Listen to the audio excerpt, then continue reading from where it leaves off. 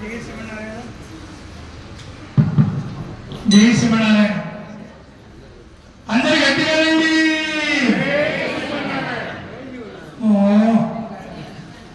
అది కూడా నేనే చెప్పాను. జై శ్రీమన్నారాయణ. గోవింద, ఆపదముక్కులవాడ గోవింద, అనాథరక్ష గోవింద. నిన్న రోజు కంకణాలు కట్టుకోండి, వాళ్ళ కంకణాలు కట్టుకోవాల్సిన అవసరం లేదు. ఇది వాళ్ళు ఎవరైతే టికెట్ తీసుకుందో వాళ్ళు కట్టుకోండి. జై శ్రీమన్నారాయణ. అని అందరూ కూడా సమయాన్ని చూస్తున్నారు. ఇవాళ నిజంగానే కోటి జన్మల పుణ్యం దక్కుతుంది.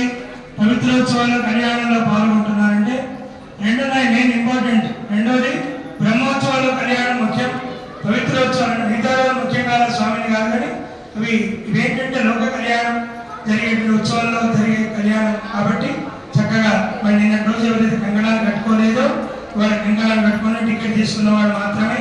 జై శ్రీమన్నారాయణ. పంచరాత్ర ఆగమ శాస్త్ర ప్రకారంగా శ్రీమాన్ ఉపవేదాంత ప్రవర్తకులు వట్టికోటి రామాచార్య స్వామి గారు, యజ్ఞాచార్య గారు మరి వారు విశేషంగా ఈ కళ్యాణ మహోత్సవాన్ని మళ్ళీ నిర్వహిస్తారు. తర్వాత కళ్యాణం అనంతరం మళ్ళీ మాల మార్పిడి, దానికి సూర్యప్రభ గారు వారు గానంతో వీరు నృత్యం చేస్తారు. ఆ తర్వాత కొబ్బరికాయలు ఇవన్నీ కూడా ఉన్నాయి, వారణమాయనం అని చెప్పేసి అన్ని చేసుకోవడం సాంప్రదాయంగా జరుగుతుంది.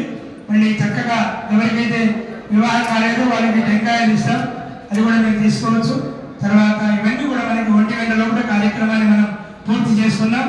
జై శ్రీమన్నారాయణ.